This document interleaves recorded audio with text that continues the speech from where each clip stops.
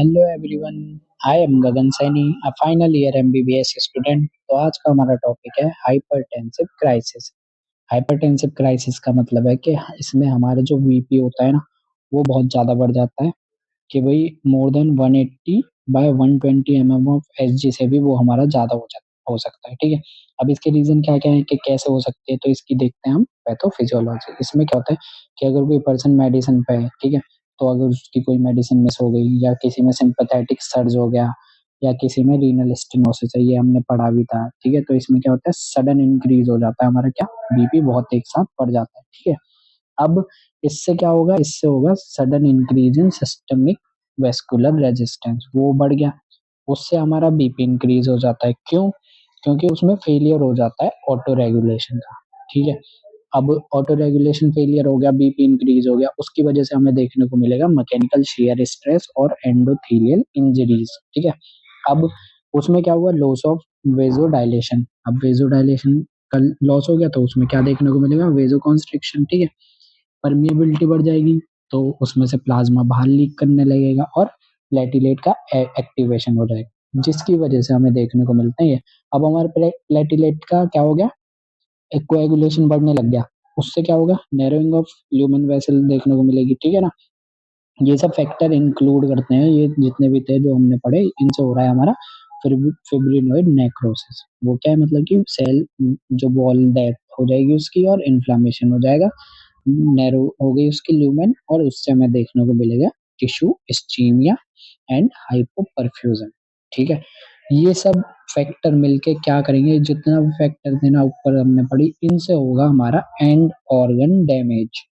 Organ कौन-कौन से damage हो रहे हैं इसमें, किडनी, हार्ट और ब्रेन। ठीक है। ब्रेन में क्या देखने को मिल सकता है, हमें देखने को मिल सकता है स्ट्रोक, एन्सेफेलोपैथी, हार्ट में एमआई, हार्ट फेलियर, किडनी में एक्यूट किडनी इंजरीज। ठीक है।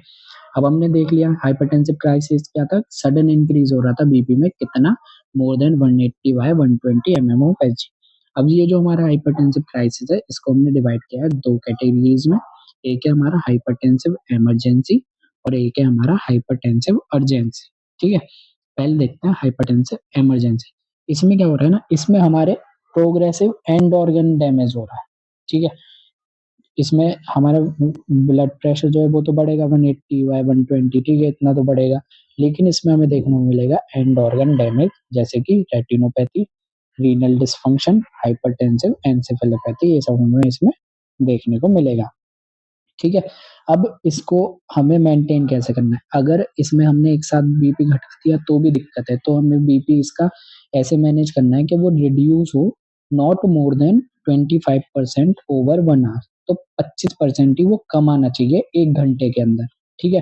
फिर अगले 2 से 6 घंटे के अंदर वो हो जाना चाहिए 160 बाय 100 एमएम ऑफ एचजी। मतलब धीरे-धीरे स्टेप बाय स्टेप हमको बीपी क्या करना है, डिक्रीज करना है। ठीक है ना। तो और नॉर्मल हो जाएगा वो 48 आवर्स के बाद, मतलब 2 डेज़ के बाद वो नॉर्मल आ जाना चाहिए। ठीक है। अब देखते हैं हाइपरटेंसिव अर्जेंसी। ठीक है। ये क्या था, जो हमारा हाइपरटेंसिव इमरजेंसी था, ये था इमीडिएट डेंजर। क्यों? क्योंकि इसमें एंड ऑर्गन डैमेज हो रहा था। अर्जेंसी क्या है, इसमें ब्लड प्रेशर तो बढ़ रहा है लेकिन इसमें हमें कोई भी एंड ऑर्गन डैमेज देखने को नहीं मिलता है। ठीक है। लेकिन इसमें कुछ सिम्पटम देखने को मिलते हैं, जैसे कि सम में फील माइल्ड हेडेक और फ्लश। ठीक है। तो हमें इसमें बस यही, अब इसको मेंटेन कैसे करेंगे, इसको मेंटेन करने के लिए देते हैं हम ओरल क्लोनिडेन, लेबेटालोल और डाइहाइड्रोपायरिडोन, जिसको और क्या बोलते हैं, अमाइलोडिपिन। ये क्या है, कैल्शियम चैनल ब्लॉकर। ठीक है। तो हमने ये इसमें देना है। अब इसको ईज़ी करने के लिए एक चार्ट है, इसको देखो कि हमारी 2 चीज़ें हो रही हैं हाइपरटेंसिव क्राइसिस में, इमरजेंसी और अर्जेंसी। ठीक है। अब इसमें क्या हो रहा है, अब इमरजेंसी में उसमें हो रहा है एंड ऑर्गन डैमेज। ठीक है। गोल क्या है हमें इसमें कि भाई 25% कम करना है 1 आवर के अंदर, 25% से कम ही। ठीक है। ड्रग यूज़ कर रहे हैं इसमें हम नाइट्रोप्रोसाइड, नाइट्रोग्लिसरिन, निकार्डिपिन, लेबेटालोल और एस्मोलॉल। ठीक है। एग्जाम्पल जैसे किस-किस केस में ये इमरजेंसी हमें देखने को मिलेगी, कि किसी में स्ट्रोक हो गया, किसी में एक्यूट एमआई हो गया, पल्मोनरी एडीमा, एओर्टिक डायसेस। ठीक है, ये सब। अब है हाइपरटेंसिव अर्जेंसी।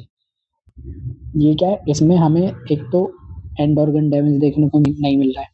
इसमें रिडक्शन करना है ओवर 24 टू 48 आवर्स में, धीरे-धीरे इसमें भी, ठीक है? ड्रग यूज़ हो रही है इसमें कैप्टोप्रिल, क्लोनिडिन, लेबेटालोल और अमाइलोडिपिन, ठीक है ना?